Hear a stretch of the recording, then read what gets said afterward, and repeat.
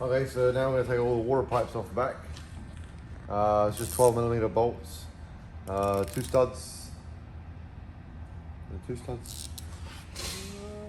2 studs on each side, and then 2 bolts. So you got 12mm here,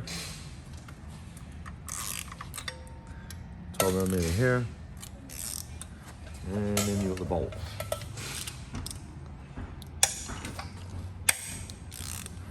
Same on the other side. You got an access hole. They actually built in an access hole to get to one of them. And then the others are underneath. One there, and the bolt. Again, I was just like cracking stuff loose by hand. We'll put the impact on it. What about this side? 12.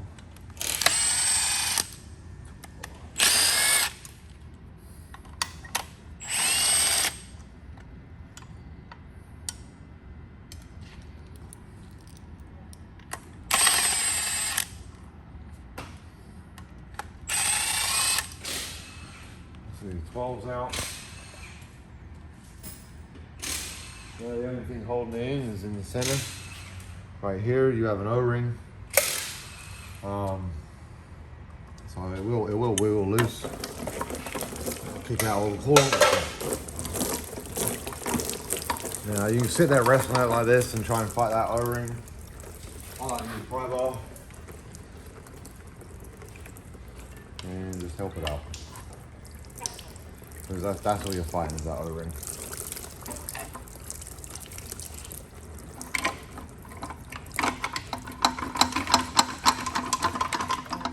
Just keep wiggling. And eventually it comes out.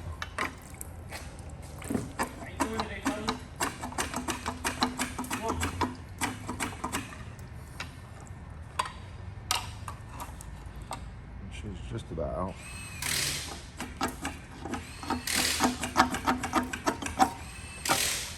There's that O-ring you were fighting in the middle. And obviously we have all our other water pipes already disconnected. Pulling out. Too powerful. That's the water pipes out. Obviously these gaskets, they're not going to get reused.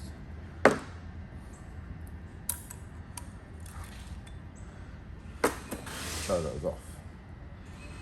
So now I'm going to walk around to the front side. We've got the AC compressor to come off, which is just 12, 4 12s. I'm going to hold this on.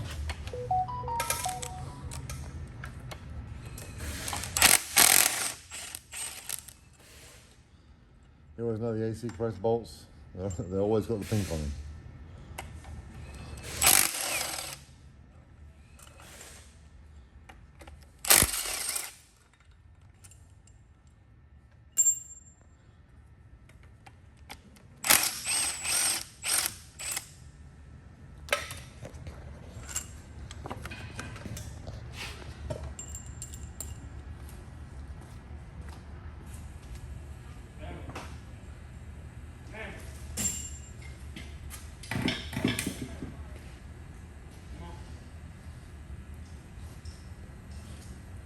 Next is the alternator to come off. You're gonna undo the alternator, just 2 14s.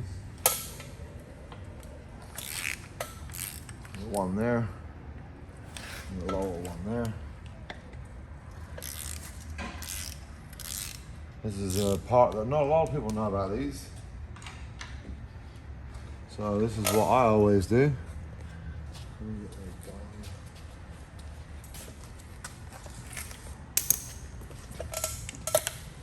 Loosen them up a little bit.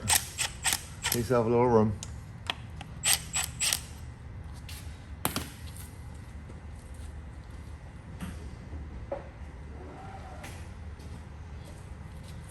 Tap them back with a, nothing crazy. This back is sleeved. That's what pinches it in there. So we can move that back out and then they come out easy.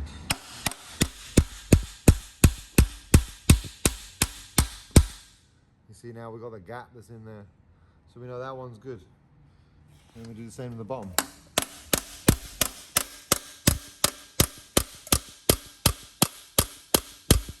We know we're good now because the alternator shakes. So we can take those 14s out now. And the alternator comes off really easy.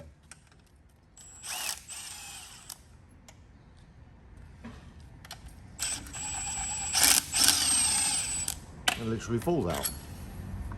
You can see on the alternator where there's sleeves, and all we did was push that back a little. That's why we were tapping it, we're just pushing them back a little.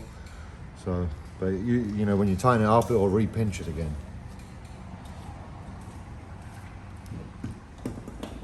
Don't go crazy with a hammer. You don't end up breaking a rear tab or something. So I only undone them a little bit, tap them just lightly, and that's all you actually need. There we go, get the idle pulley off. This is just a plastic cover. Got a flathead behind it, it comes right off. Give you access.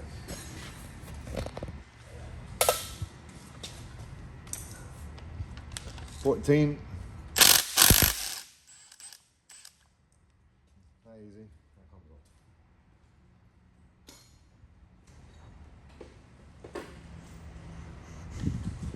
As far as the tensioner goes, 17. On the lower one.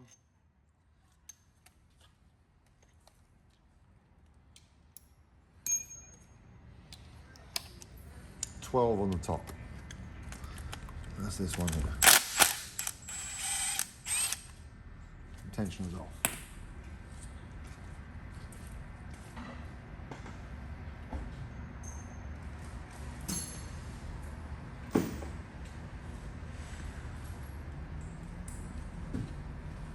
Next, we're going to take the water pump pulley off. I would recommend you have an impact to be able to do that. If you don't, if you just put a wrench on it, it's just going to turn. Impact, you can hold it still, just knock them loose.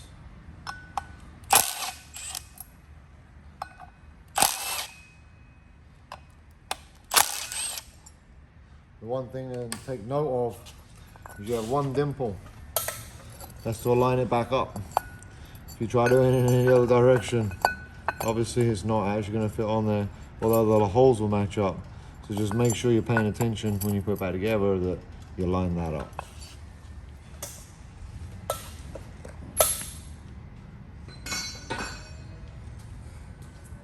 Next, we're going to take the dipstick out. The only thing holding that on is a 12.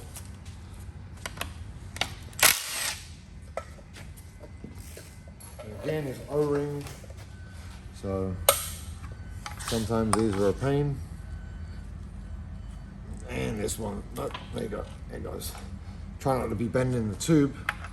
It's a case of just rotating it back and forth, and then you can shake it out. The rotating was just to break the seal loose.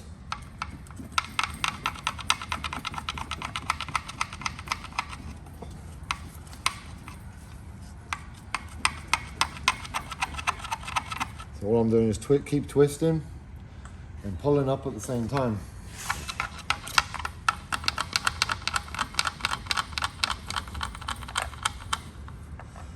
It's just coming, so just slowly. Some of these are easier to get out than others.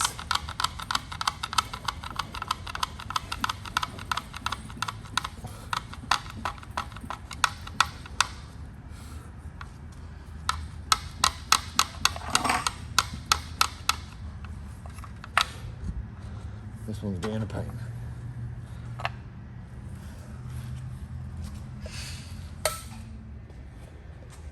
Okay, so we just sprayed a little bit of WD-40 on it, kind of worked it back and forth a little, let that WD-40 get down there. It slipped out. So now I want to get the lower intake plenum out.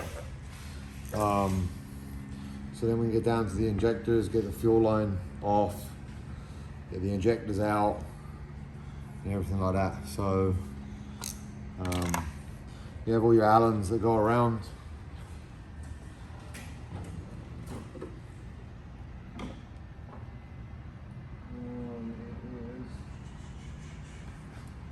It is 6mm Allens. 6mm Allens.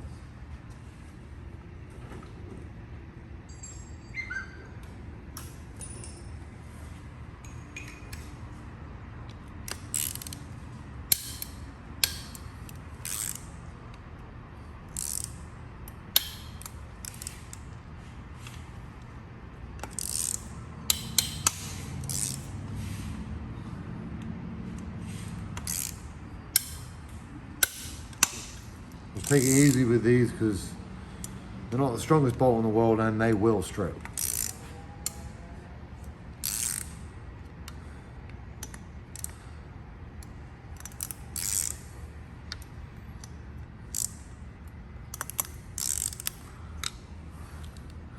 We have to get this one quart line out of the way to be able to get to that last one.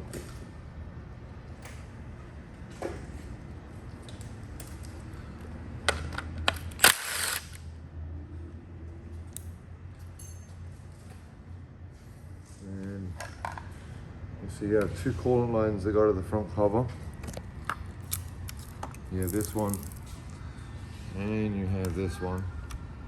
This one goes to the lower plenum. So it's kind of key that it does need to come off.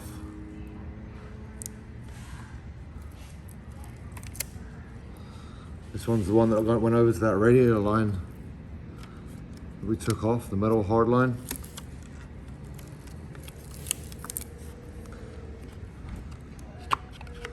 So get that out of the way when we get into that last Allen.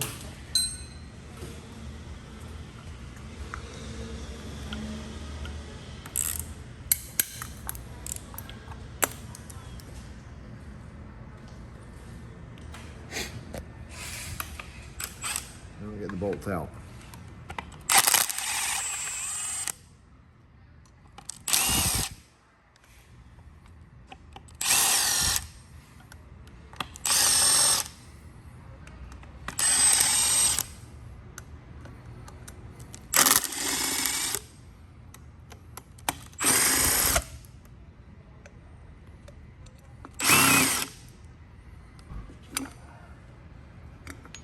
I always like taking the bolts out of these.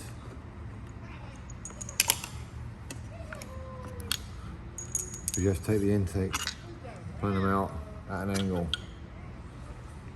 Pay attention to if you actually manage to pull one of these rubbers out.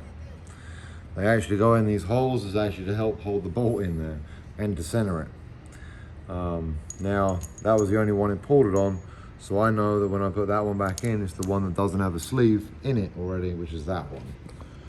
Don't try and force two in the same hole.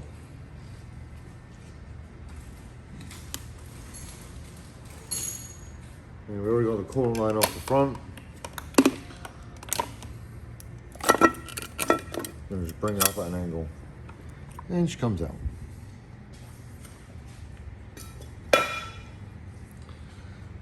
Another piece of foam. Courtesy of Hyundai.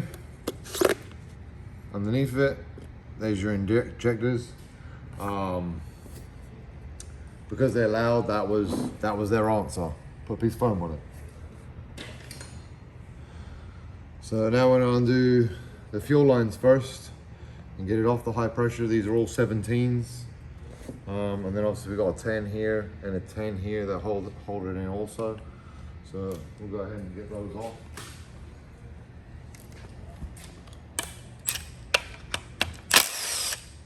10 there, 10 on the back of the head.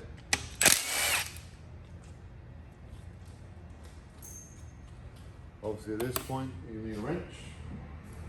Like I said, it's 17. Start with a high pressure pump. It might squirt a little bit of fuel at you, but nothing crazy. So use a squirter. Now it smells like 93 in here.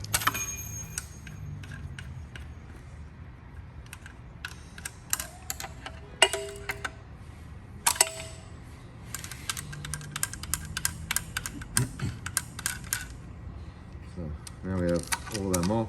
We've got two O-rings that are holding these down and in. And then when she comes up now. Now to get the injectors out, what I would do is I'd open this up. And there's your injector right here. Same thing, just wiggle and take it off. I'd undo your OCVs at this point. So this one here. And this one here. They are different colors. They're different colors for a reason. You'll see even at the top, black plug, gray plug. On the OCVs, black plug, gray plug. So they make it easy to know which one it goes back on. So here's your other one here. Here goes your injectors. So we're going to take that off. So now you have both.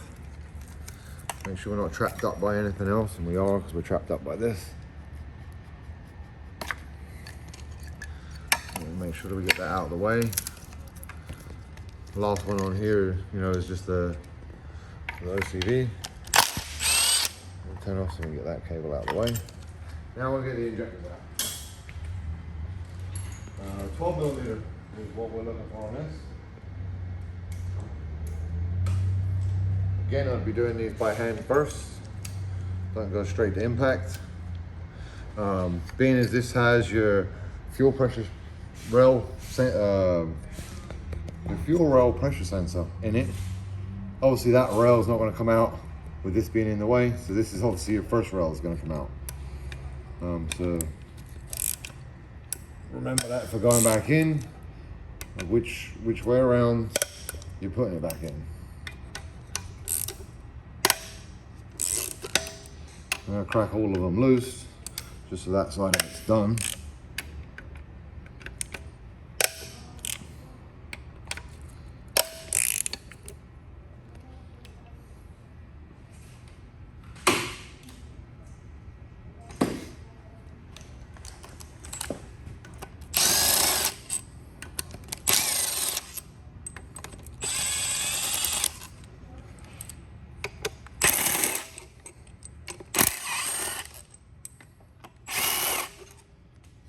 Now they're all undone.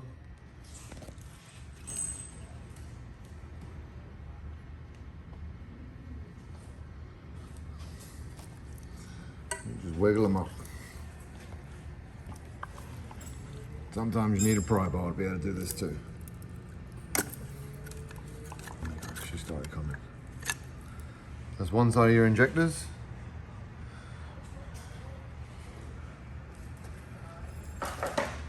Be careful with what you do with those so you don't damage them.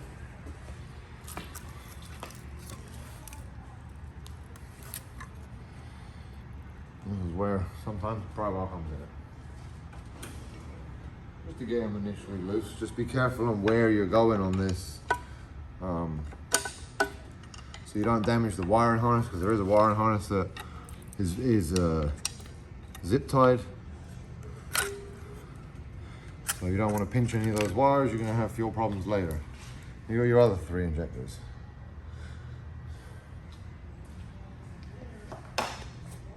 And now it gives us access to this fuel pipe you had going, fuel pipe, water pipe coming from the back of the water pump. So we can now get that out. It's just 110 down there that's holding it in. And the fact that it's got an O-ring on the front, which sometimes makes it a little pain to get it back out.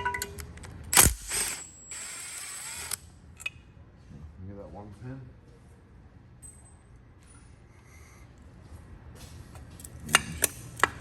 Just gotta work the O-ring out. We got that out.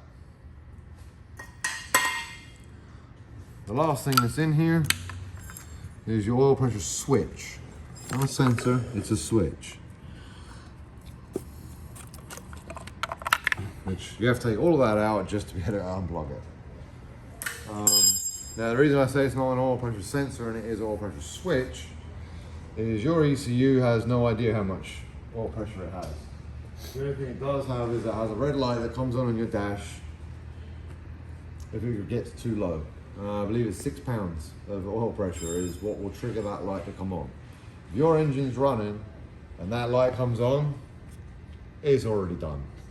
Like, it was pointless. They should have made that a lot higher. Realistically, you got problems if it came on regardless of what pressure it came on at. But you know, down at 6 pounds, you already know the motor's toast at that point. Alright, the last thing we got to take off are the knock sensors, which are down here. You got a 10 holding on here, and then it's 12 for the actual knock sensor itself. You got one on one side, then we go across to the other side.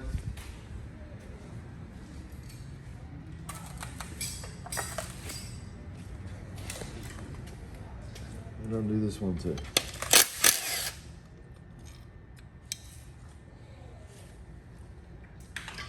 Now, that is us down to a long block. So, you know, not a ton of bolts, but that's everything we had to undo in order to be able to get it down to a long block.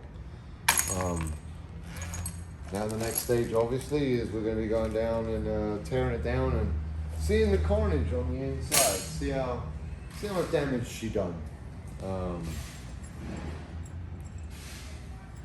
But yeah, let's get started on tearing down a long block. Alright, so now we're down to a long block. Now it's time to tear down this long block and see how much damage has been done.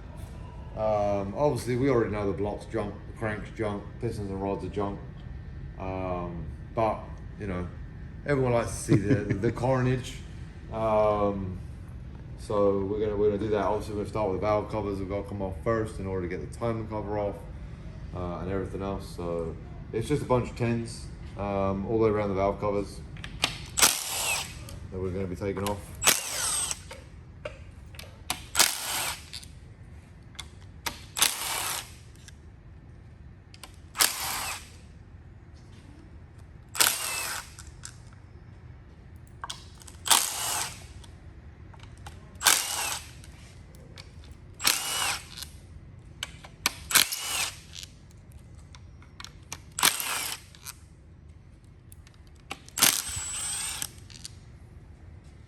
So once you've got those, you got the middle ones by the spark plugs as well.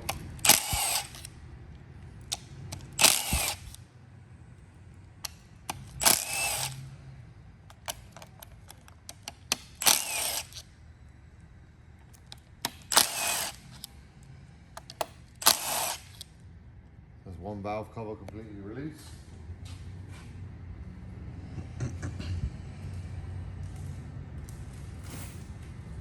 We do the other side. First thing to come off is the high pressure fuel pump.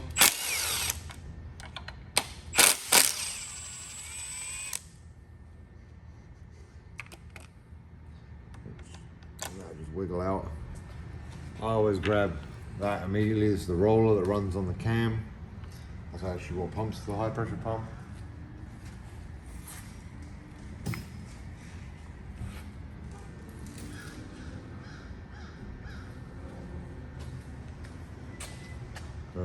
Obviously we haven't took the coils off this side, but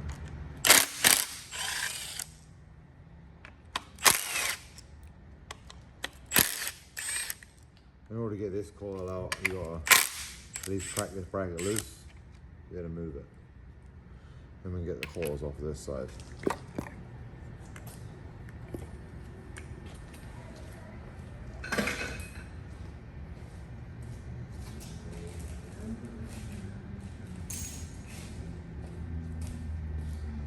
Now what makes this side difficult, if ever you're doing a valve cover job with it in the car and you haven't tore it down, a couple of things not to forget. They kind of blend in, but you've got two 10s around the high pressure fuel pump. Is to not forget those. What makes it a pain when it's in the car, the heater, the coolant pipe that runs around here makes it very difficult to get to this one. A lot of times you're going to have to undo the 12 that's here, undo the 12 over here, and move it just a little bit in order to get to that 10.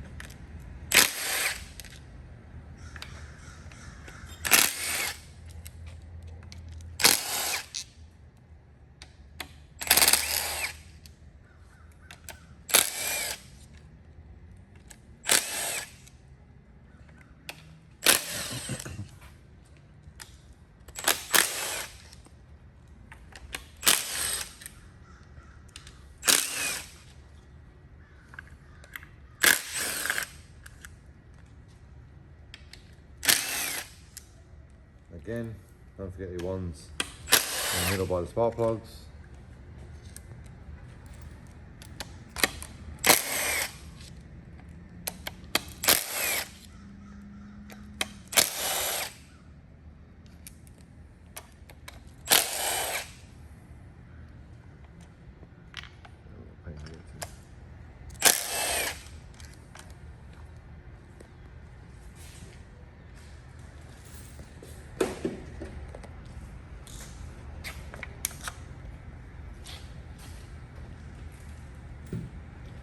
Then you'll get the valve covers off themselves, which is the easiest way for me.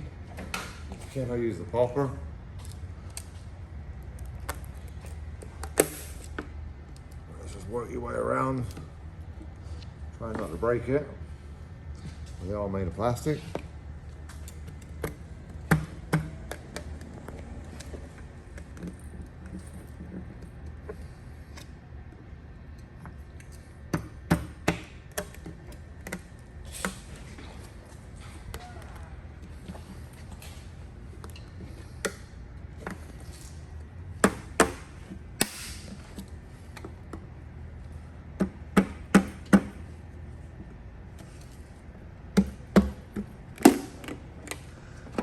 She will come loose. These on there tighter than most of them usually are.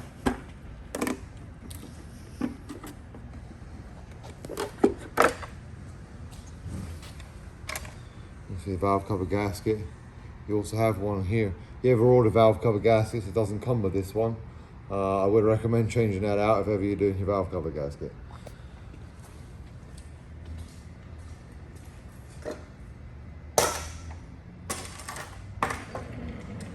Do the same on the other side.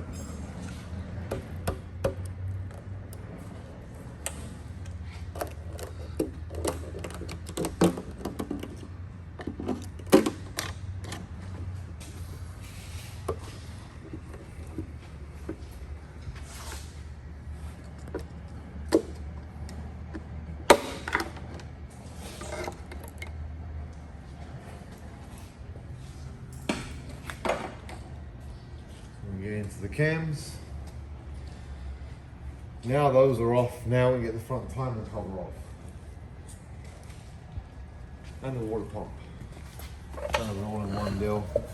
We're going to go ahead and get the crank pulley off real quick, which is a 22. Okay, so 22 impact. The crank bolt out. We're going to need this in a little while, so don't take us very far. It's a key crank, so this should just slide right off without any problems. The reason we undone it now was behind the crank pulley there is a tank. So in order to get that one, you're gonna need to do that. Now it's just gonna be water from across this, taking all your tens out. So expect a lot of water to be coming out of the water pump because although we have everything else off, it's still gonna have water in it.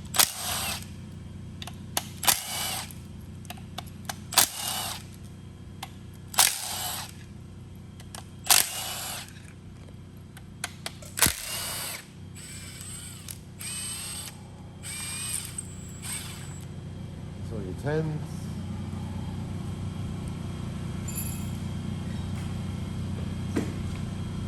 Move over to the 12s.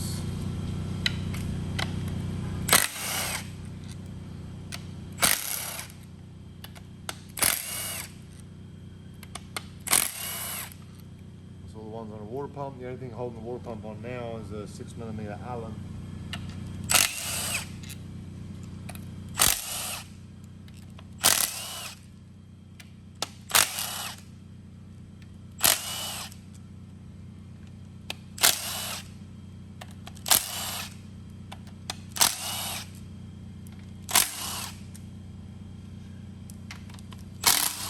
These are all 12mm. Here's the hidden one that a lot of people miss. It's right behind the oil filter housing.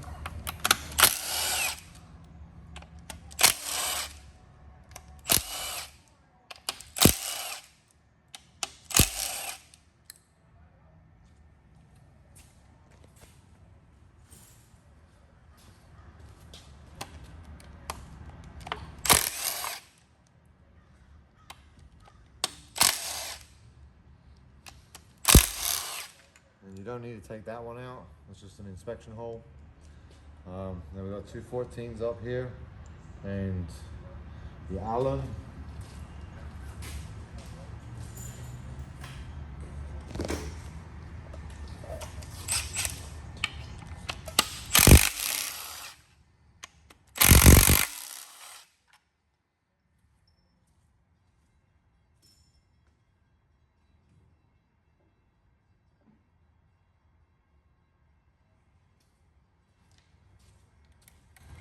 This Allen's got Loctite on it. Let's pull it out and you can see the Loctite that they put on it.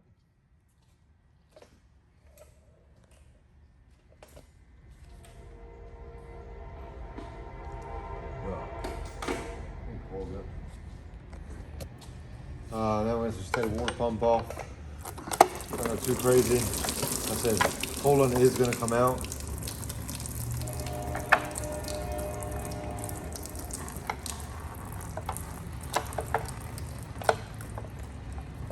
The only thing you're finding at this point is you have an alignment dowel here and an alignment dowel here.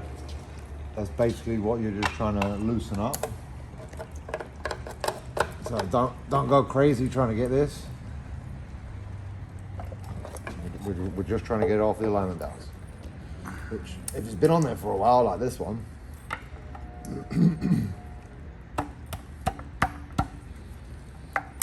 it's just rusted in there.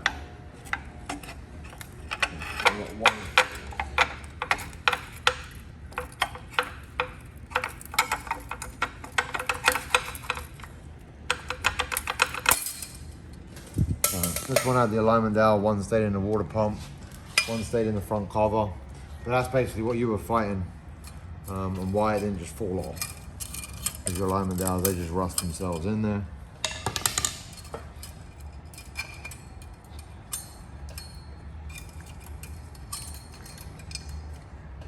Didn't take the gasket off the alignment dowel, was a pain in the ass.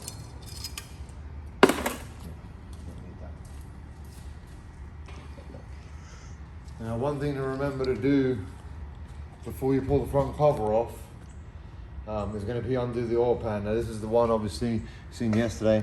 Hyundai already undone the oil pan. We're obviously just going to get all them bolts out from the oil pan because they go into the front cover too. Now, we're going to be taking the oil pan and everything off, so I'm going to be taking all the oil pan bolts out.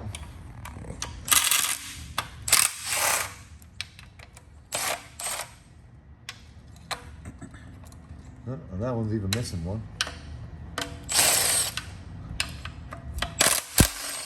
So Hyundai didn't put them all back in.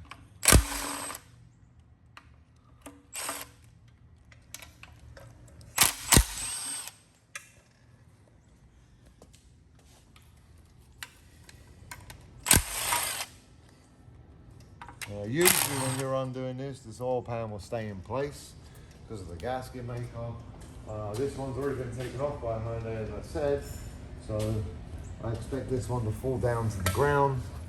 So I'm gonna make sure I'm supporting it before I take that last one out, which seems to be this one.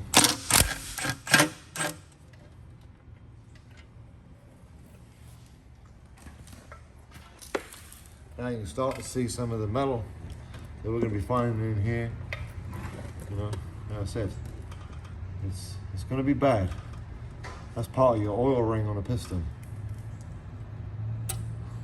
So, yeah, this one's going to be fun.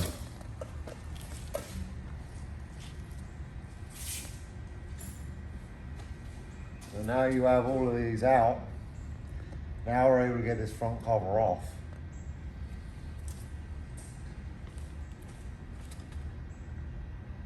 And the easiest spot to do that, pry bar. You come in here to there.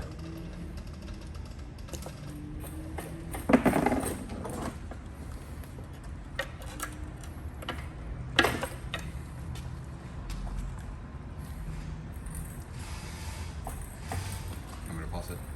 Yeah. So we're just gonna get the front cover completely off. Again, access to all the timing chains. Obviously, like I said, you usually still have the oil pan attached. You'll just break off from the oil pan, and then we'll take the oil pan up next, is what we would normally do.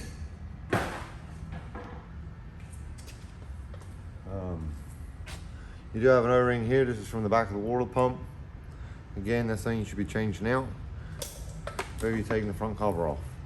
So now we have the fun part of taking off all the timing chains, and again the tension is out, the guides. We'll get all of those. For that, you're going to need a 10.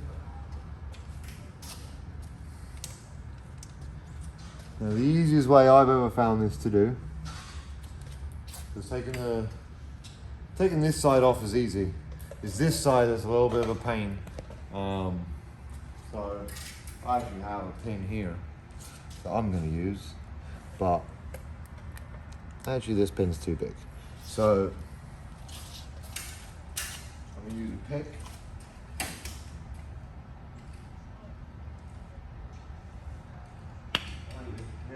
Use this pick. And you're just going to push the tensioner in just a little bit. You see that bar, and there's a hole, which is how they originally show up. If you got a pin or anything like that, you're just gonna keep that in the hole for now. That's gonna make it a lot easier to get that tensioner out. We're gonna take the easy side off, which is this one. Undo the bolt, undo the nut.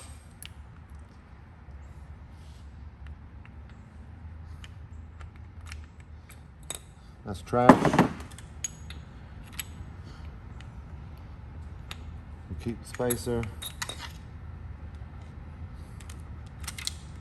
That's trash.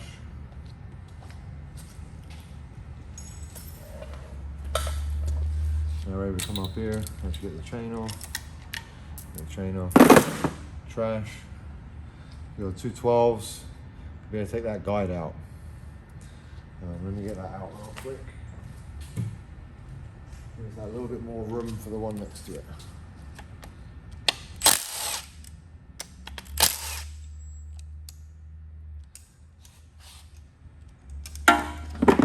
We don't keep the guides, we're going to be replacing all of that.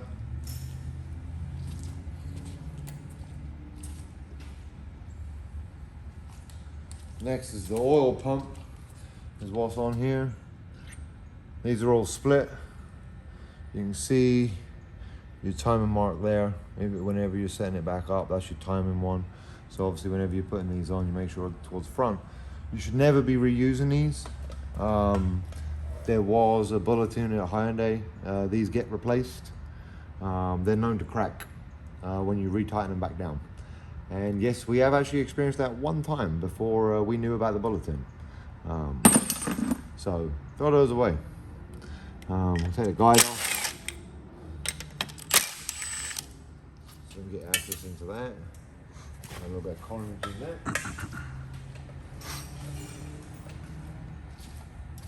Take the tensioner off, which we're not going to keep that either.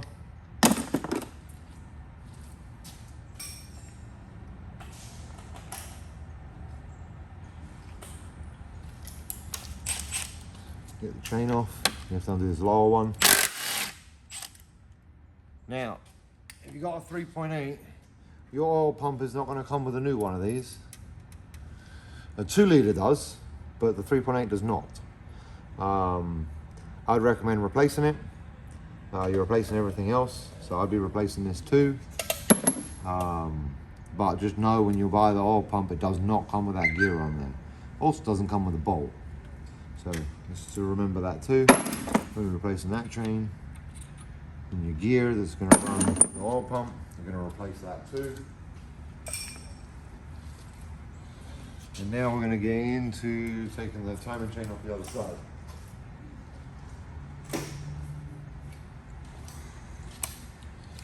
Same thing, you undo the tensioner.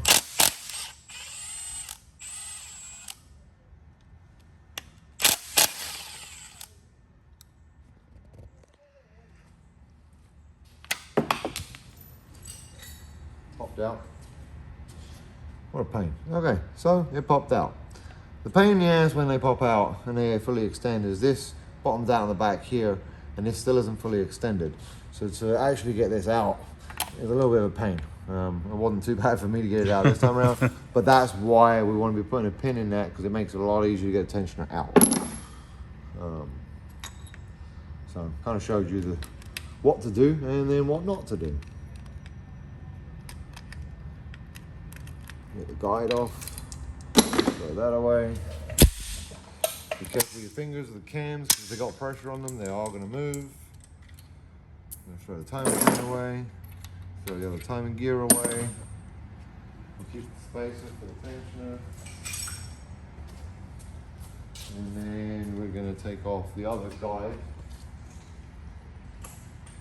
Which those are 12s, I don't know if I already mentioned that. They're 12s on the guides.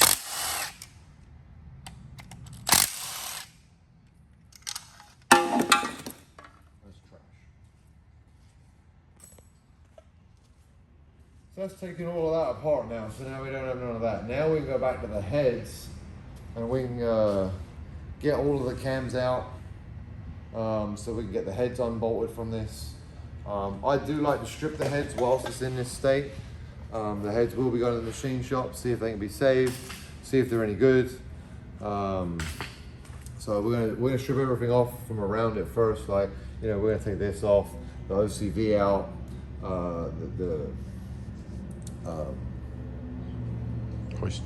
hoist points on both the heads. We're going to take those out. So this one's on the back, it's 212. So we're just going to take off the rear hoist point.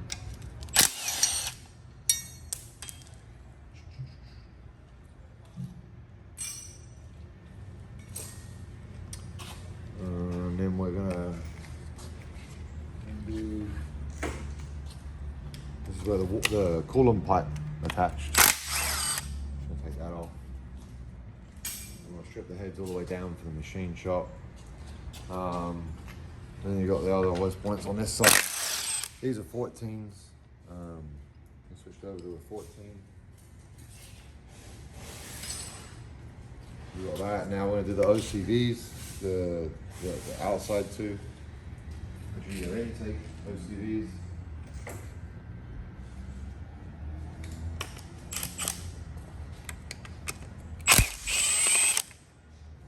That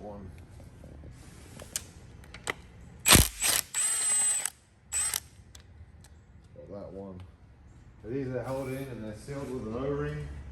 So the easiest way I ever find to do them is I use a flathead. Do the pain in the ass on these ones.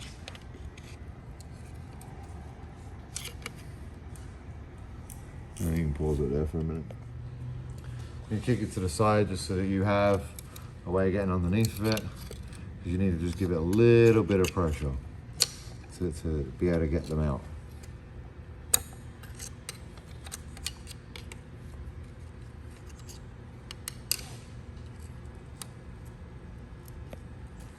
Give it a little wiggle. I said they're just O-rings. Got no metal up and in that one, so that's a good sign.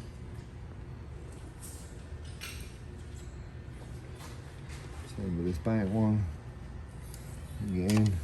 Oh, that was easy. Right, that O-ring. Don't see any metal in any of the filter screens. So that again is a good sign. The metal didn't make its way to the head.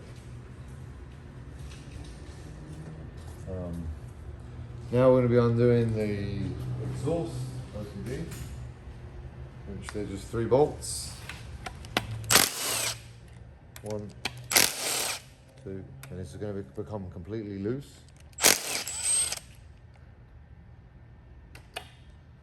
This is a machine surface to machine surface. That's what seals that. There is no gasket.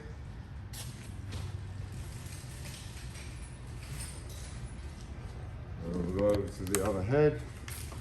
Exact same thing.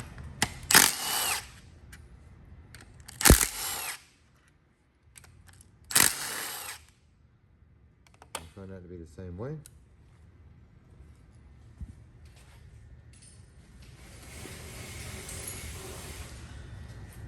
Now, because this is a 2nd generation, which is direct injection, you have this, We're gonna get this off in order to be able to get the cams out.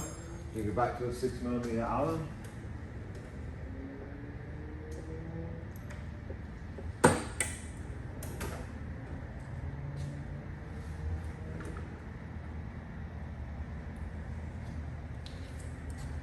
Again, I like to crack them by hand first.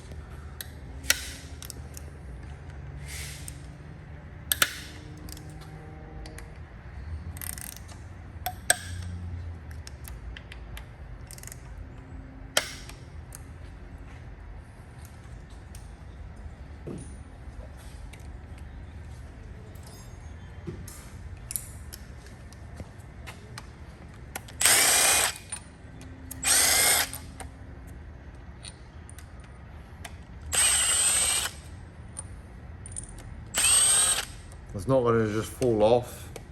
There are alignment guides on them. You should see those two sit down and in. That's why I wouldn't just fall off. Now we get to the cams. They're all 10mm on a 3.8. They're all different with the bolts. So this is more key information. If you're ever putting one back together, and I'll show you what those differences are with the bolts. Even if you've got the Hyundai manuals are not going to tell you this information. I've seen enough of these engines. I've seen Hyundai doing short block replacements and everything else, and I've seen these bolts all over the place. So, because they don't know.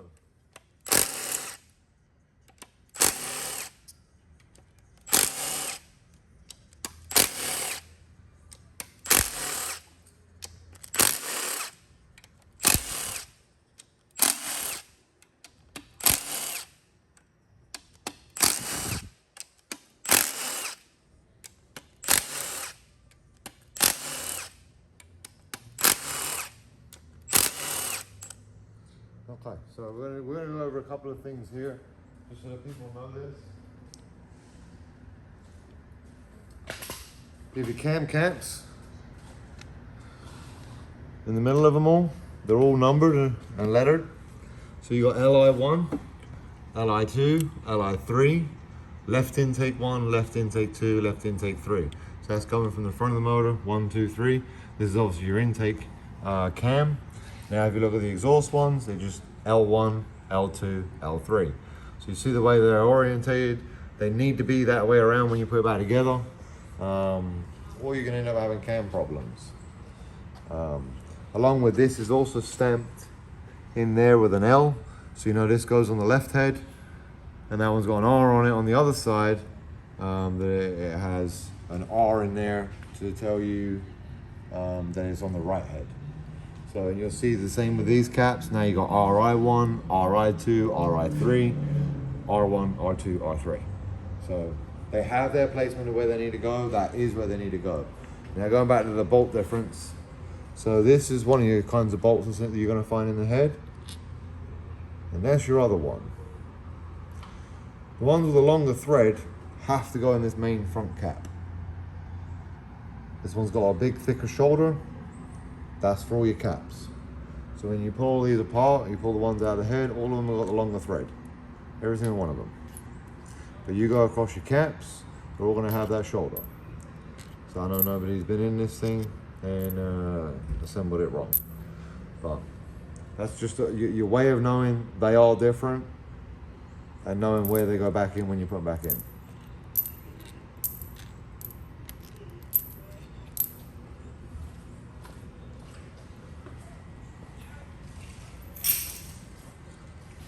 Let me take the caps off.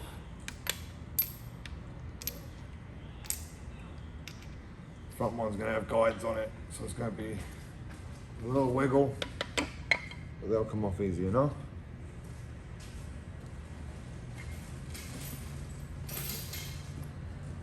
And now we got our cams. So what I like to do with these cams is I'm gonna put them right back in the valve covers. You can see on this cam, it's got an extra lobe. That's the one that runs your high pressure fuel pump. You do 2 valves this cylinder, 2 valves this cylinder, 2 valves this cylinder. you have an extra one, you know that's the one that runs your high pressure pump. So, just a good spot to sit them so you're not going to scratch them up, damage them in any way. And then I've seen this all over the national pages all the time. This motor is a solid tappet motor. You don't have lifters in these engines. These are solid. So anyone telling you, oh, it's lifter tip, not what lifters? There are no lifters in here. They're solid. Now,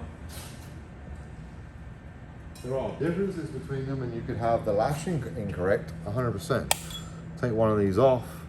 You can see underneath, it's a 195 cap. That is a size. When you're coming through lashing this thing, that is a size. So the chances are the one next to it is not going to be a 195. That's a 225. So you can order all different sizes from Hyundai. They are like $23 each from Hyundai. But if you're coming through here and lashing, you have valve train noise. You could have, you know, the wrong clearances on the cams, but you'll hear that. But it's not a hydraulic lifter like I see a lot of people saying all the time. This is it. It's a solid tappet. And they're all measured differently. So that's kind of key to know that. So anyone telling you there's lifters, they have no idea what they're talking about, and probably never inside, especially a Genesis engine.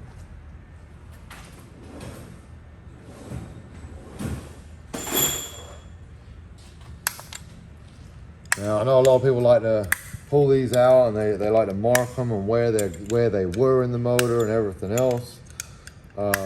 Complete waste of time, because these heads are going to be going to get a valve job done on them.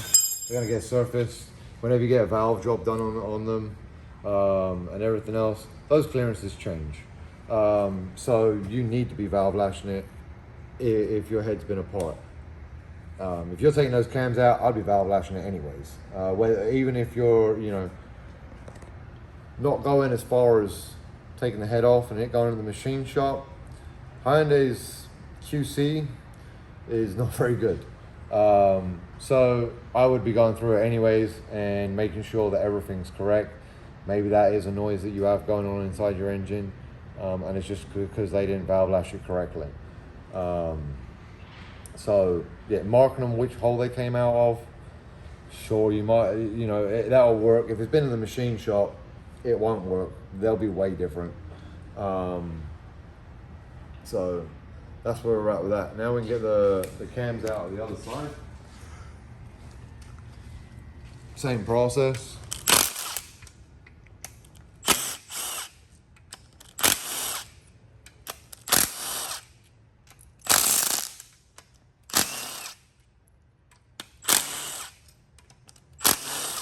Same difference with the bolts. You see I just took 2 cam caps off, the other 4 that went up front.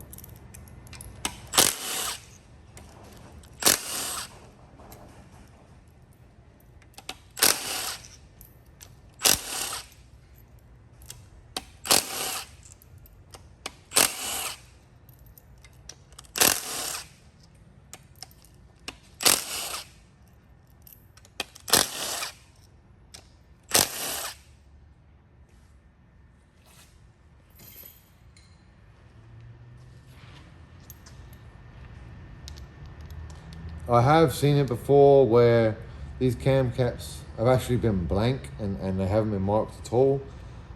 If yours happens to be that way, make sure you're marking them before you take them out of spot. And I mean, their marking system's not bad.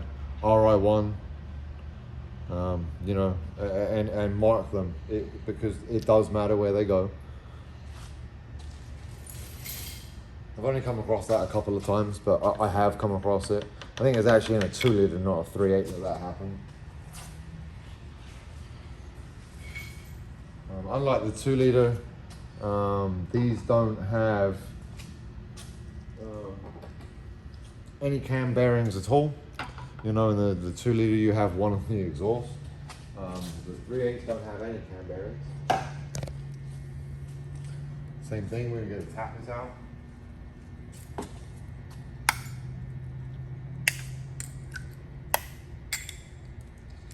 far as sizes that Hyundai make with these tappets, they all start off with a 3. I know they don't show the 3 on them. They're all 3mm something, and the numbers are 0.1 millimeter. They go all the way from 000 all the way up to, I believe it's 600. And if that doesn't work for you, they don't match up correctly, then you got something not quite right with the head, whether you need the valve stem trimmed or whatever it might be. You need to be within that. So that got all of that out. The only sensor I still have to get out of this head before I take the heads off is you have this one sensor here. This is an oil temperature sensor. That is where it is located. It is a 19. We'll get it off. Has to be a deep socket like that because you have to get past this plug. You can use a wrench too. I always just prefer using a socket, but not all of them are actually gonna work.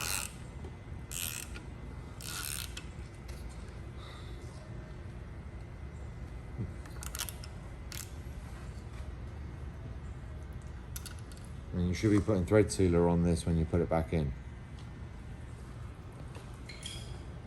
You've got that sensor out. Now, I've seen questions about this the other day. I'm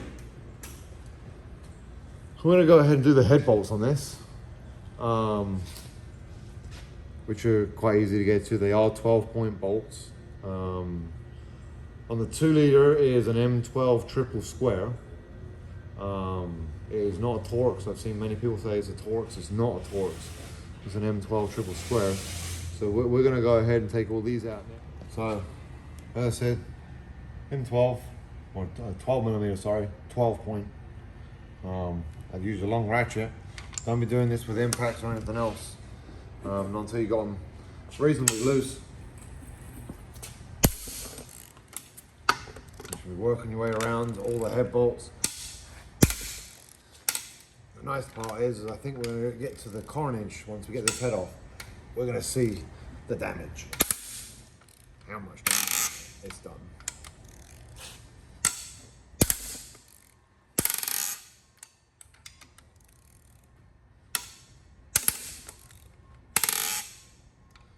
You are supposed to undo these in the same pattern as you do them up by starring across the head. This head's going to get surfaced if it's savable, and the block's useless, so I'm not as worried about it with this one. So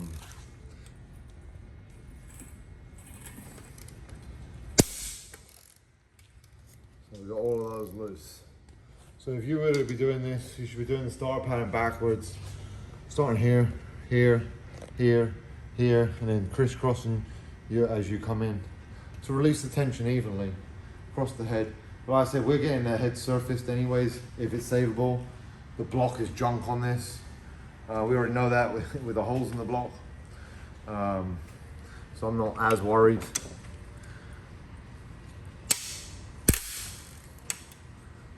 But it can save you getting the head surfaced if you do it in the correct procedure.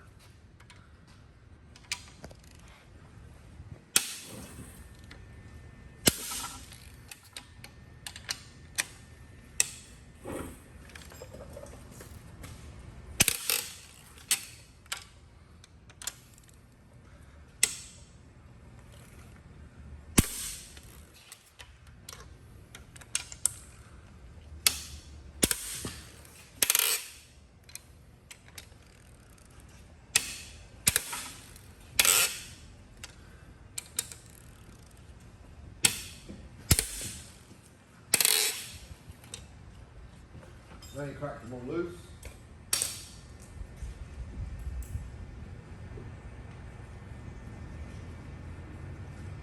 We're in here with a gun. Again, still a 12-point. Just one I can put on this big gun easily. We don't know. These are torque to yield bolts. Anytime you have a torque to your bolt, that means one-time use. So if for whatever reason you're undoing your head, you have to replace these bolts.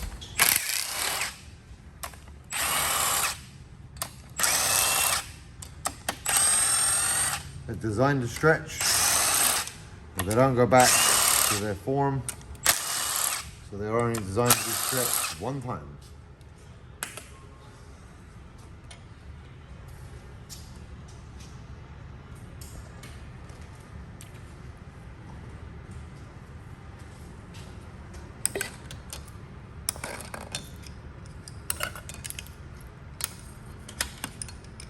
There are alignment dowels on the head, so I mean the head's not just going to fall off.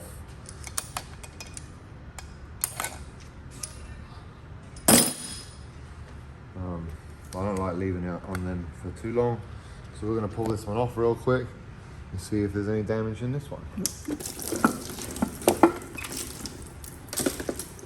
That gasket fell off. Some carbon buildup and gunk, but I don't see anything major. So that head might be savable. Now we're going to go ahead and take the other side off and see if that's still the case. I want to get metal over there. Oh yeah, we do have metal in that one. Also on this one. Crazy. We'll see. We'll see. We'll get this one out and we'll see where this one's at.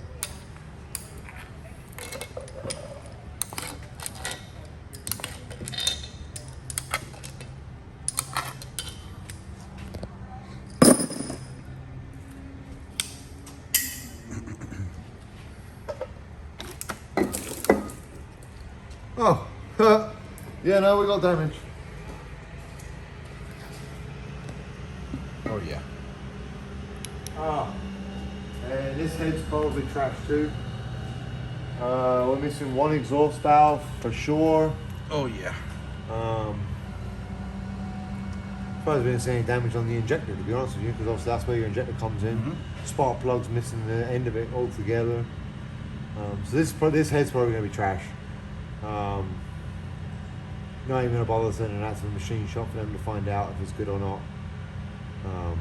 When I see damage like that, there's no point. We'll get rid of it. I have spares, so I'm not too worried about it. Get the head gasket out of the way. Again, head gasket, one-time use. Once they've been crushed, you cannot re-crush them. It's not going to seal. But yeah, so we can see in that one cylinder, she definitely did some damage. I'm surprised the rod's still it's bent. The rod's bent. The piston is, well, I mean the piston that doesn't even exist anymore. So it looks like this one might not have even been a spun rod bearing. This one might have literally just been a piston shattered, which we've seen before. We'll see. I mean, the fun part, which is the bottom side of the motor anyways, where we get to see all the damage. I'm just going to take off this housing up top real quick, because it's the last thing up here.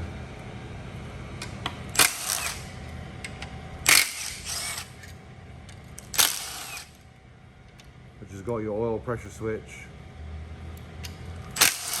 then your coolant runs through the middle of it.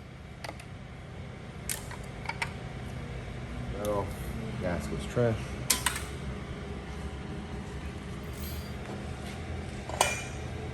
So I think it's time that we flip her over and see what we come across on the bottom end. It's not going to be pretty. So the first thing I'm going to do is I'm going to get the oil pump out of the way, which is actually 12, so it's not even 10.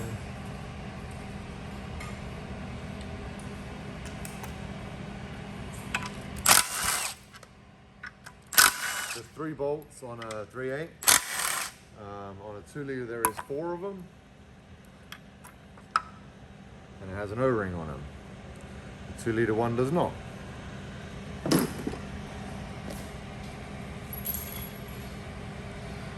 Okay, so now we just got our 10s to get out.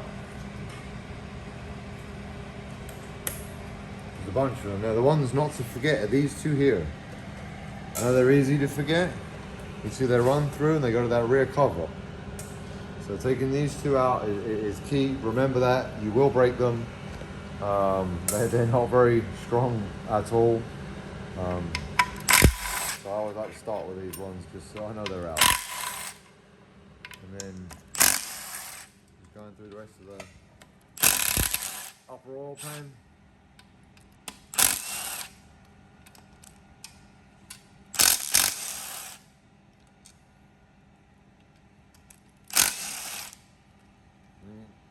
Both sides you have 3 on the inside. Take it out.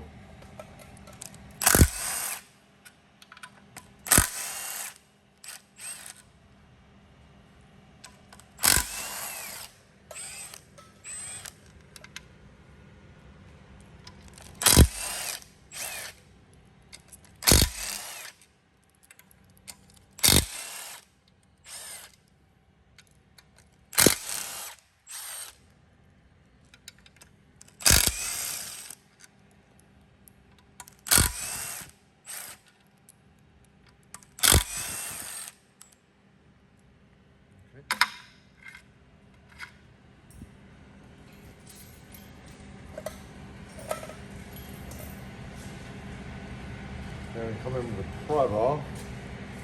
I might have put it away. Good. I'm just going to break the seal, the upper oil pan, because it's in with gasket maker. I was allowed to come into the main cap right here and just lift up. Oh! There's a lot of mess in there. Well, I think we found a lot of the piston. Found a lot of the piston. A nice chunk still sitting in the upper oil pan. The oil got it stuck to it. So, yeah. Go in there. Take this cover off. Obviously this cover's damaged, or baffle. Oil baffle. Damaged, so we're going to throw this away. I mean, realistically, everything that we're touching now, all of it's getting thrown away. There's part of your piston. That's a piston.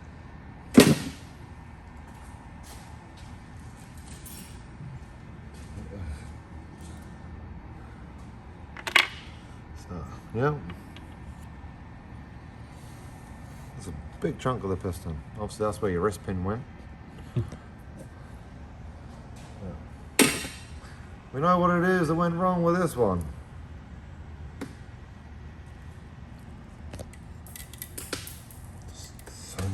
So much metal. Now we can go ahead and we're going to undo the rods and get the pistons and rods. Well, one of them is just a rod, but the rest of them pistons and rods. See how much damage we have on those. Which we might not. The other ones might all be fine. It might just be the one. So, I mean, we should probably start with that one, right?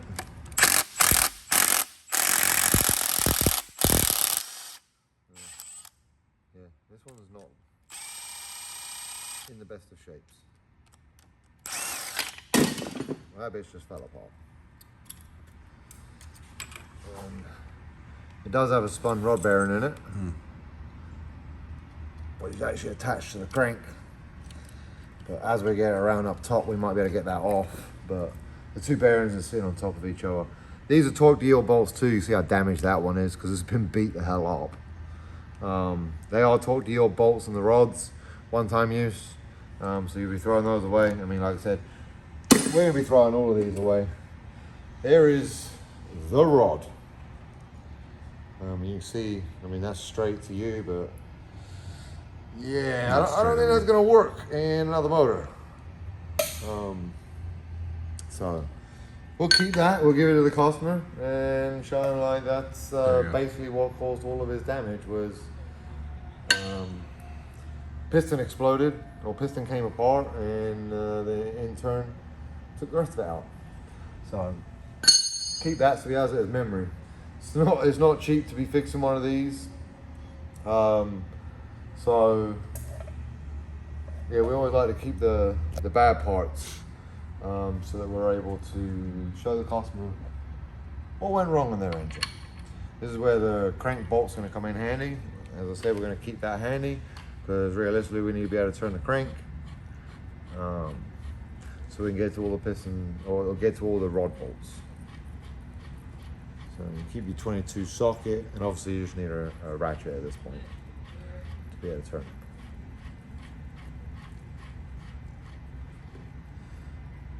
It's going to be a little bit fun because it looks like this rod bolt here, for example, is a little messed up. So I don't know if we're going to be able to get the socket on it. Actually, surprisingly, we were. I said we're not keeping any of this. I just want to see. I mean, that rod bearing itself is also spun because that's not where it's supposed to be.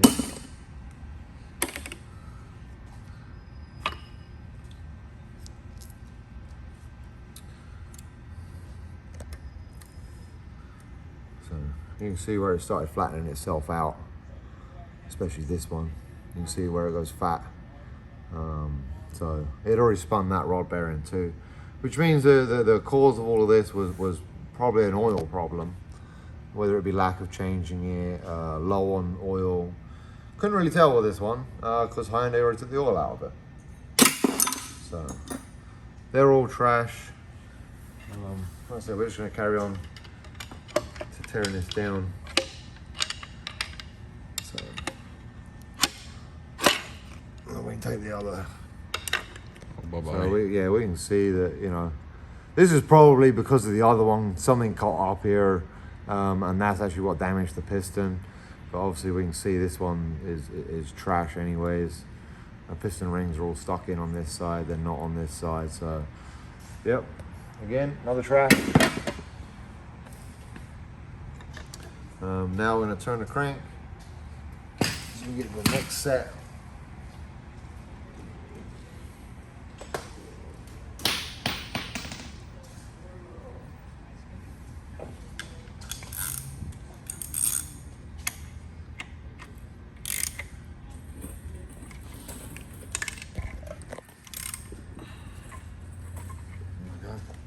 Now we get to those front two.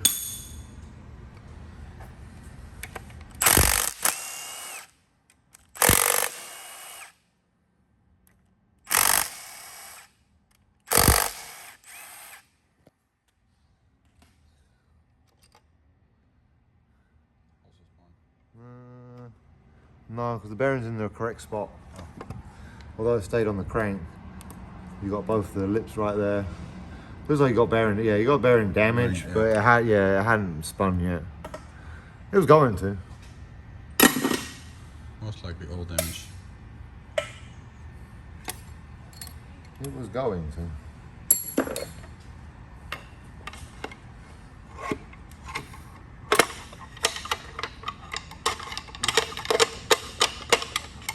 What is holding you up?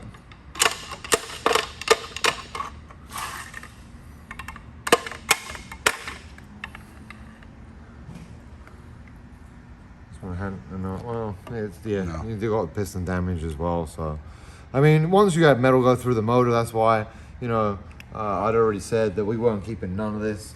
This is literally, we're taking it apart just so that you guys can see how it comes apart. You should be taking a little bit more care getting the pistons and rods out. Obviously, I know all of these are trash. That one's started to have wear. You can see where the material was starting to come off. So.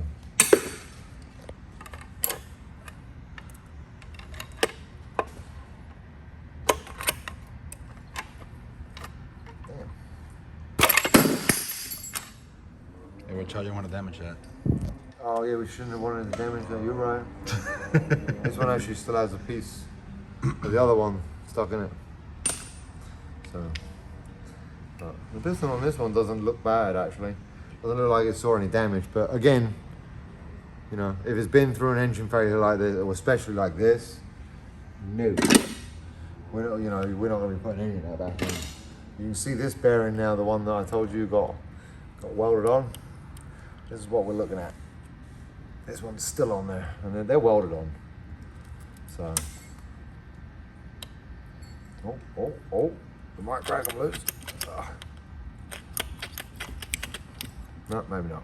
They welded themselves on. Heat is what does that. Heat is exactly what welded that on there. So, lack of oil and heat.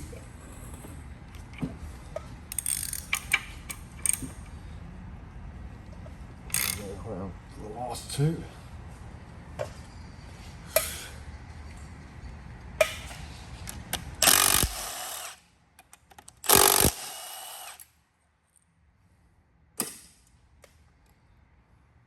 That started having bearing wear, but it wasn't bad.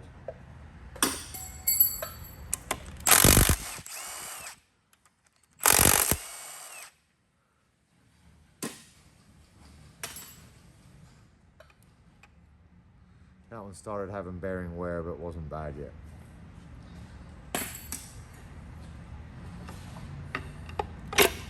I say it wasn't bad, but anywhere is bad. Yeah, we still got still got metal up in it, still beat up. Yeah. I don't know what RPM this thing let go at, but it don't really matter what RPM it is.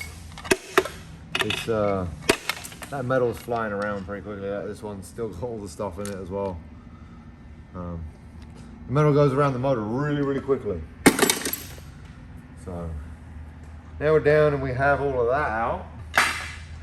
Now it's time to pull the crank. So now we're gonna get the crank out. I'll show you how to do that on a 3/8. I'm just gonna take this crank bolt out first. So we don't really need to rotate the motor anymore. Well, the crank, it's just a crank now. It's not easy to turn this crank at all, which is telling me that we're gonna find some mains damage, which again is a very bad thing. You don't really ever want to see mains damage on your crank. But yeah, I can't turn that by hand, and you know, you should be able to.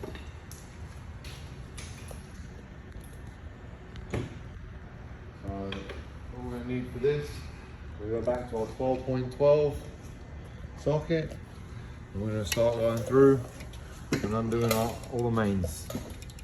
The inside two are a lot thicker bolts. They're down with a lot more torque, so those ones are going to be the tougher ones to undo. The outside two, not so much. So I'm just going to get all the tougher ones first. They're nowhere near as bad as the head bolts.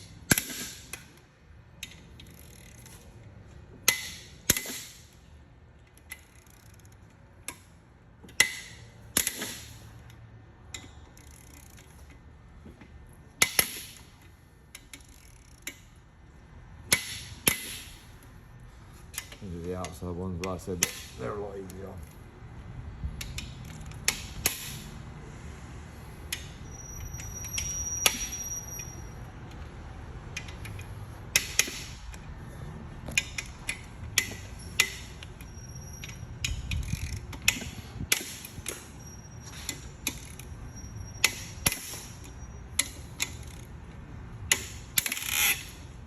Now, this is a 6-bolt mains, not a 4-bolt mains.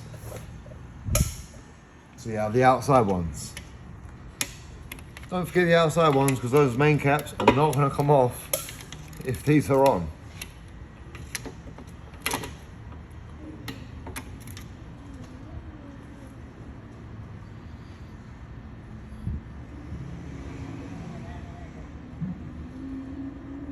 I'm going to pause it. Yeah. So, same on the other side. I said 6-bolt mains. But you do have your side ones you got to get. Don't forget those. They're not in there very tight. They're like 28 foot-pounds. Something real nice and light. Now we're going there with a gun, and we'll undo all of them with the gun now.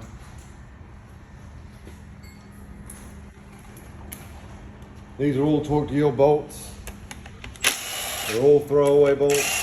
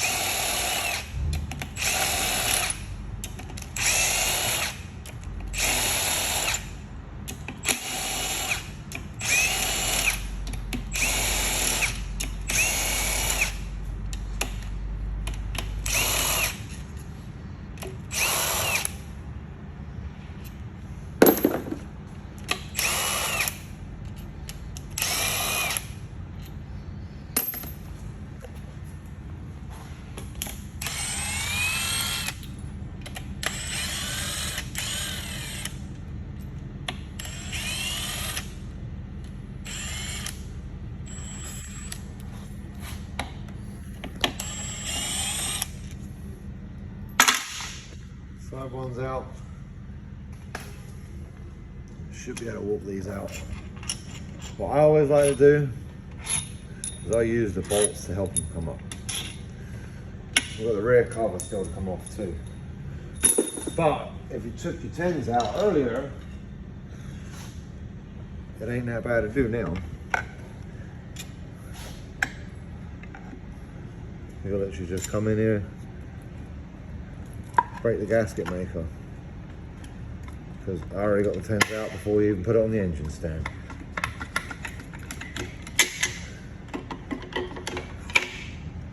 And that's your rear cover. And so you don't need to get it off till now. Just it was easy to take 10s out when we did. So, now you'll get the main caps out. Front one's always easy.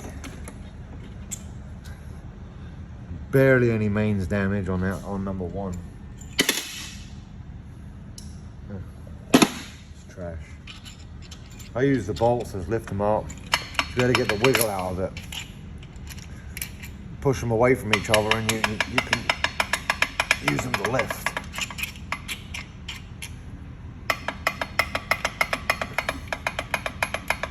Because they are tightly in there. There you go.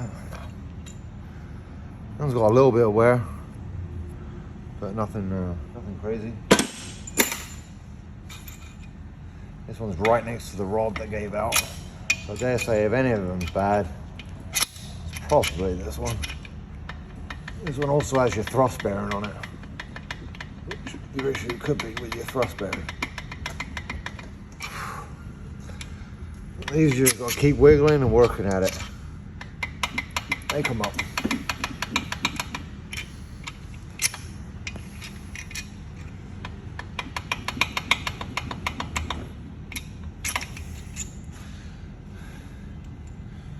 Sometimes they're a little bit more of a pain in the ass. And this is a junk block. I'd be using something that doesn't have a metal tip to do this, but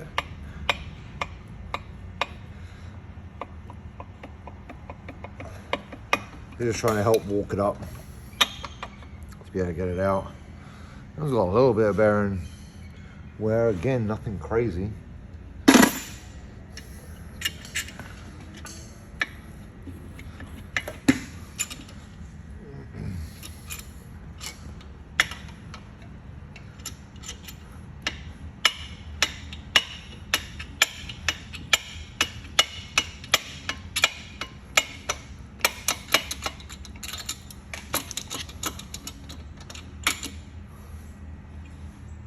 That one's got a bit more wear on the mains.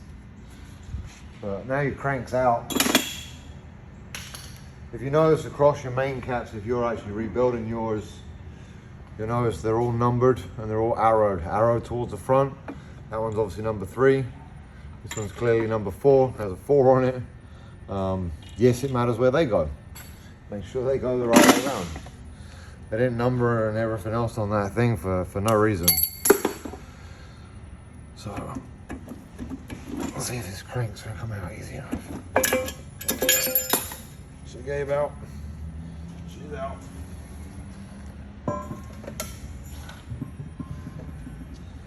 And now you can see what's been left behind. A lot of damage in the block. So this is where your thrust bearings sit. It's on number 3. You have one thrust bearing on this side. The other thrust bearing would sit on that side. I heard it fall out, so it's already down in the pan, but that's your thrust bearing. The thing to remember with a thrust bearing is you have your 2 grooves in it. They go towards the outside. The only thing left in this block now are your squirters for your pistons. That's what helps keep the pistons cool. It helps lubricate up there too with the wrist pin, but the main purpose of it is cooling. It's 12mm. One big warning that I would give you on this: the edges of this block are sharp. So use an extension to get your hands out of the block, because when they pop loose, all these edges, they're sharp. They are going to cut you open. And when they let go, they let go. Well, that one's not tight, but if you see, you have your 2 squirters for this cylinder. This one obviously calls this one calls this one. This one has none on it because I suppose that one piston's already took it out. Again, we're not going to keep any of this. This was just a video to show how to finish breaking it down. Because the damage that was done didn't really change the steps of breaking it down. So they're all trash.